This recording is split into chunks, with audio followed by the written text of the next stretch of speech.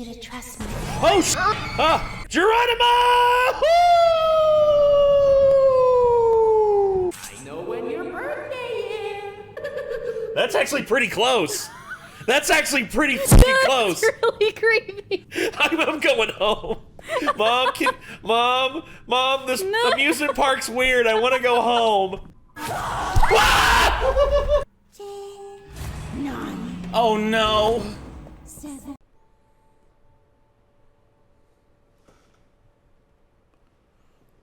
Well, everybody, it's starting to get near spooky season.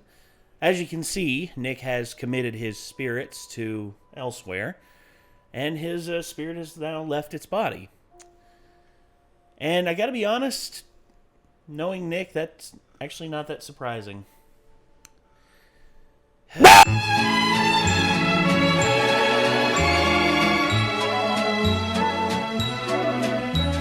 Sorry, everybody. Back to our regularly scheduled programming. Apparently, the spirits on the other side thought Nick was too metal, and they just forced his spirit back into his body. But, yeah, you know how it goes. So, more Mr. Nightmare. 3 disturbing children's drawings with backstories.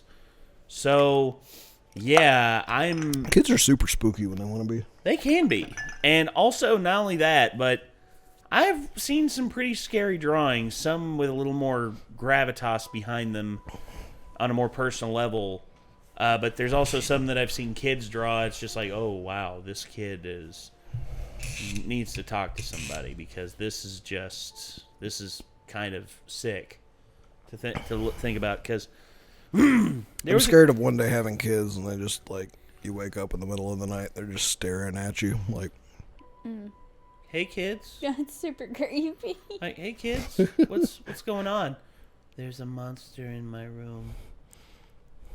Can you come get rid of it? And just like, you walk in there, and it's just like, where's the monster at? It's in my closet. And then I'd go in there and act like I'm fighting a monster, and I'll just be like, you're right out. Hey, I see you. Don't you ever come back in my house again. You hear me? Say sorry to my daughter. I'm sorry. Damn right you're sorry. Now get out of my house. And I'll just be like, That's pretty good parenting in my opinion. Like, anything you want to say to him, honey? No. All right. You gonna leave? All right, I'll leave. He's gone, honey. Hold on. All right. You want to come in here and inspect, see if he's still here? And then they'll go in there and be like, he is gone. I'm like, if he ever comes back, honey, I'll be right back in here. Yeah. That's, I feel like as a dad, that's what I would do. I would try to make it funny, and I would try to get the kid involved in it. It's a pretty good idea. Make them realize that, they're safe. They're safe whenever I'm in the house with them, 100%. Mm-hmm. I mean, that's what I would like to inspire as a father. But all in due time, we'll see. He is single, ladies. Hey. Hit up his inbox. I was going to say, how y'all doing? And the inbox is now empty again. So, yeah. I've witnessed some pretty scary drawings from kids. In school, there was a kid. He had a notebook, and he was always drawing in it, always making little scribbles. And I asked him about it one day. I'm like, hey, man, what are you drawing in there? And he showed me.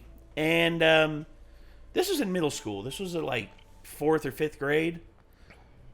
This kid was drawing up a diagram on how he would... Jesus. Including parking the school and setting them on fire so that the police couldn't get through. Jeez. I mean, good luck with that as a kid. Thankfully, he didn't do anything, and he is married and has 3 kids now? Yeah.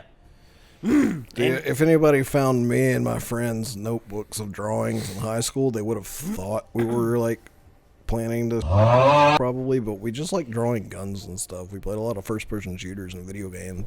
Yeah. We had ideas for our own video games.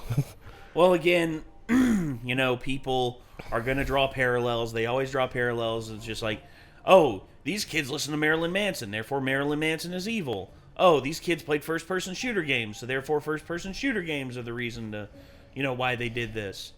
They never want to do like an introspective look. They never want to, blame the person who did it and then actually ask questions why. Like do a deep dive into why the person committed this terrible act. I listened to Rammstein. I played violent video games. I had Turok 2 in middle school. That's a good one. I freaking did basically all that stuff that they try to say is the reasons. I played Grand Theft Auto, played Call of Duty. I've never even been in a fight. But we got some disturbing drawings to look into. Let's check it out. See what's up. All right, Mr. Nightmare, creep us out. This is a part 2 to my video, Children's Drawings with Disturbing Backstories. If you haven't seen the first one, the link is in the description. The drawings you're about to see were all done by kids. Have we seen the first one? one? If you're innocent or not on the surface. Maybe not. Hold on. Here's a... So if we haven't, why don't we do the first one first? Yeah, let's go ahead and do this one first. Okay. I did a somewhat lighthearted video about the creepiest children's drawings. I made jokes about a lot of them, but a few on that list did seem like they might have had some sinister backstories. Over the years, I've gotten a handful of kids' drawings with backstories emailed to me. Today, I'm going to be compiling a few of those into this video. Taking boy. This was the drawing made by a 6-year-old boy in 2012. The picture was found in his room by his older sister Tracy, who sent this to me, who was 14 at the time, and she showed it to her parents. In the picture is the family around the dinner table, drawn in a typical 6-year-old skill level. The reason Tracy showed it to her family is because she could recognize all the family members at the dinner table, even the family dog and cat. Who she couldn't recognize was the man sitting on the floor kind of behind the table. Tracy said in her emails to me that when she was asking her little brother who that man was, he kept shrugging his shoulders and saying he's not allowed to tell. The man was drawn to be dressed in all black and has reddish-brown curly hair, as you can see. Because of her little brother's refusal to explain who that fifth person in the picture was, she showed it to her parents, explaining that he likely had an imaginary friend or was pretending to be seeing ghosts. I also like the fact that her sitting in the chair right here is like looking back at it just like, what the hell? Who the hell is that behind me? It's like she looks upset. Yeah, she has a frown on her After the face. parents confronted the child face. at dinner, Yeah. asking who the man in the picture was, the boy made a pouty face and shrugged his shoulders. He did this anytime they asked, with the most detailed answer from his mouth being, "I'm not allowed to tell." The parents, specifically the dad, weren't fazed by it, as really a 6-year-old could draw anything and create some kind of crazy story in their head behind it. Tracy would be responsible for watching her brother often when their parents weren't home, and one day when she was left in charge of watching him, she heard her brother talking to someone in his room. Upon getting to his room, she learned he was just playing with his toy car set on the floor, talking to most likely himself as he played. Tracy asked if he was talking to anyone. He looked at her and shrugged his shoulders again, pouting his face. Tracy then noticed some candies on the floor of her brother's room. A specific kind of green apple flavored candy that she'd never seen her mother buy before. She asked him where he got this, and he ignored her, going back to playing. Tracy took the candies, and that angered her brother, yelling, "Give them back." She waited until her parents returned home to ask if either of them had bought the unusual candy. Since the boy was only 6 and it was summer break, aka receiving the candies at school wasn't even a possibility, the random candies appearing in the boy's room became a concern. Even as the boy was scolded and pressed by his parents as to where he got the candies from, he still just made his pouty, angry face and ignored them. The boy was grounded by his father until he would answer the question, so he wasn't allowed to leave his room. The family checked the closets in his room, under the bed, even the closets outside of the room. The idea that someone was inside of the house was out the window. On that same night that he was grounded, Tracy sat close to her bedroom door instead of on her bed, so that she would easily hear if and when her brother in the next room would start talking. And sure enough, when he did, which to note was way past her brother's bedtime, she jumped up and ran to his room, opened the door, and saw her little 6-year-old brother standing at his open window talking to a man who looked as though he were about to climb into the room. Oh, hell no. Tracy screamed for her mom and dad, causing the man at the window to flee, and her brother began to cry. Once Tracy told her parents that a man was talking to her brother through his window, the police were called. The boy still refused to talk at first, but with the police there, he eventually said that his friend told him not to tell anyone about him, or that he couldn't come and play anymore. When asked his friend's name and age, he said he didn't know. When asked what the two of them would do, the boy said he would come with snacks and candies for him and just play with toys. When asked how they met, he said they met in front of the house one day when the man stopped on his bike and gave him some candy. After offering to come back with more candies and snacks, Tracy's brother told him which bedroom window was his, and that's when this started. God. That's scary. Yep. Damn. That's just... She saved her little brother. She did, yeah. Good on her. That's a good big sister. Submitted to me all the way back in 2015. This was sent by a mother of 2 children, a 6-year-old boy and an 8-year-old girl. Almost every night between the hours of 12 and 5 a.m., the boy would come to the parents' bedroom crying that he's scared because someone or something was in his room at the edge of his bed. The boy would claim that every night the person or thing would come out from his closet and move to the same spot at the foot of his bed and just stand there not moving. The first few times the parents would check the boy's bedroom just to make him feel better. The closet door would always be opened. When questioned why the closet door was always open when it was supposed to be shut, he would claim that it was because he was telling the truth about the thing in his closet. Every time the parents would show their son that the closet was empty, he would go back to sleep.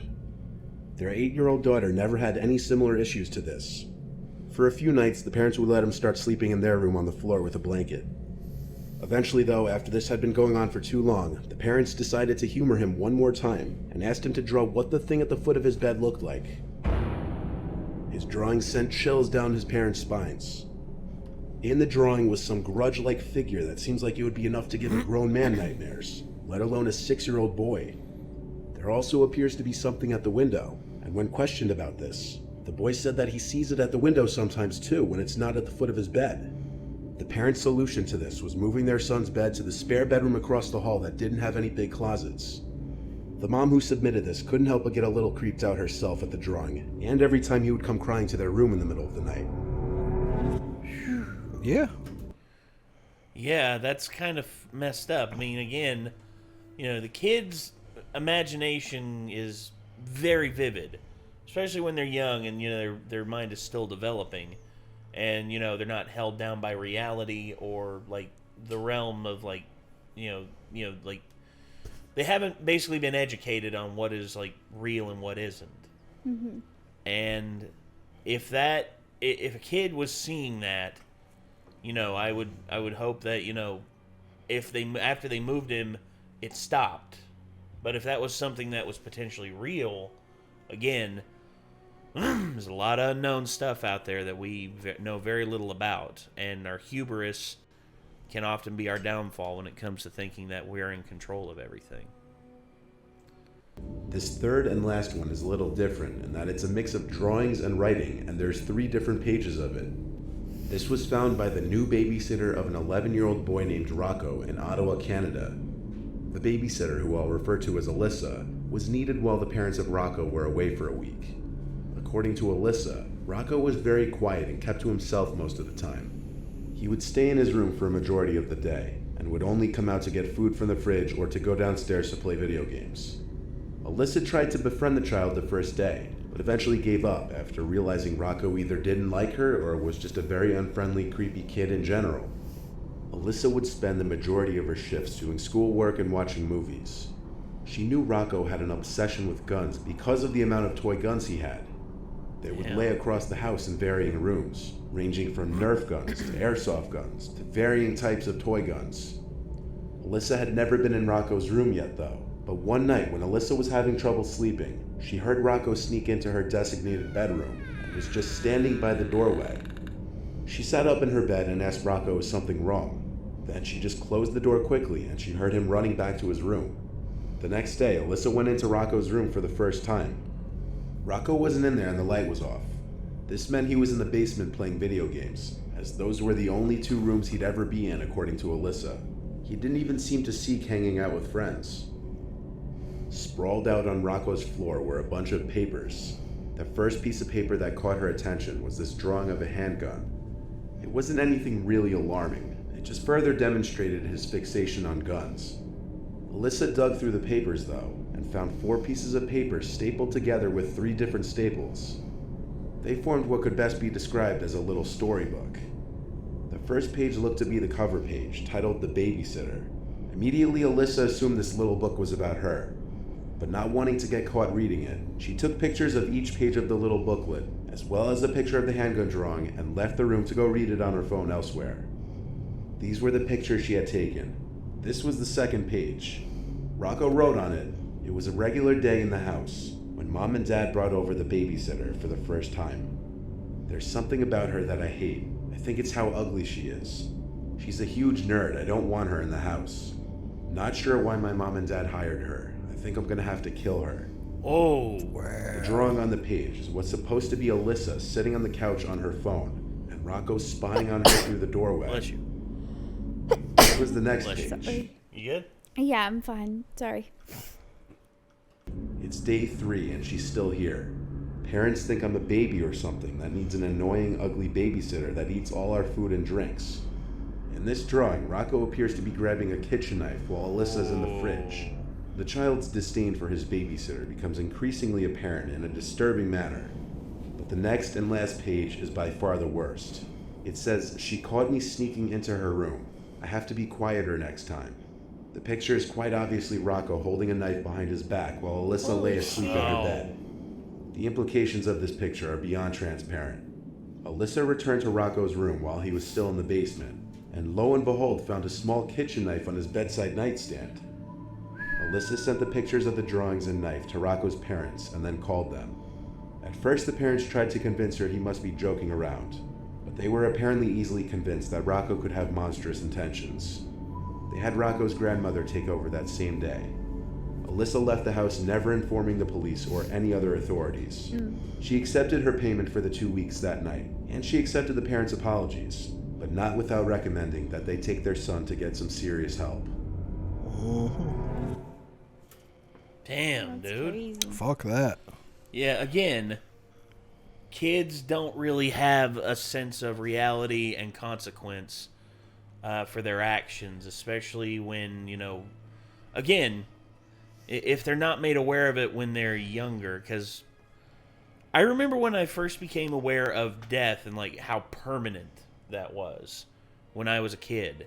My dad basically, I remember him sharing like it was us like talking about like it was during a deer skinning, and the deer was dead, and it was being hung up and gutted and everything. And I think I was like 5 or 6 when this happened.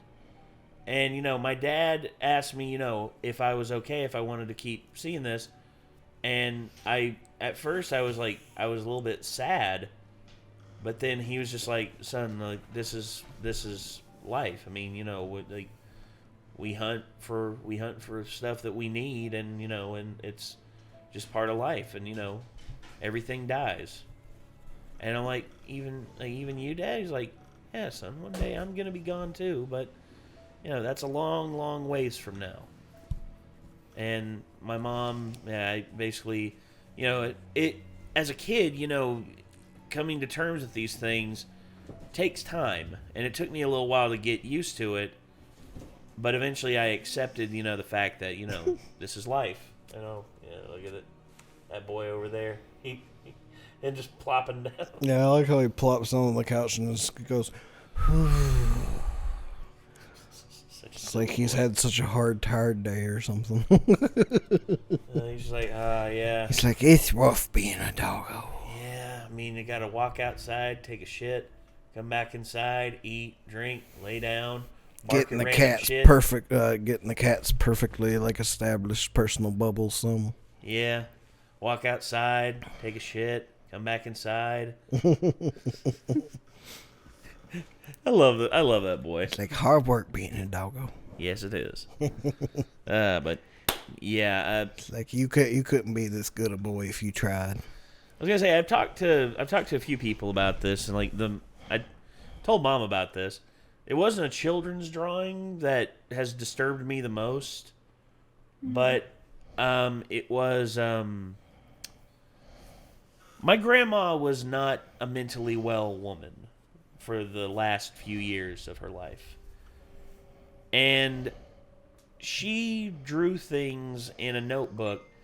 It was page after page after page of just different things of like ways for her to end her life and make it look like an accident.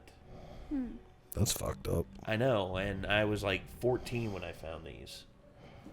And, you know, I told my mom about it, and my mom told me that, you know, Nene has depression, and sometimes it's really bad for her.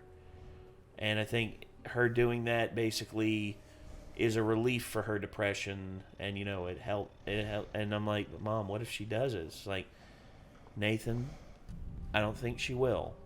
I hope she doesn't. And she didn't.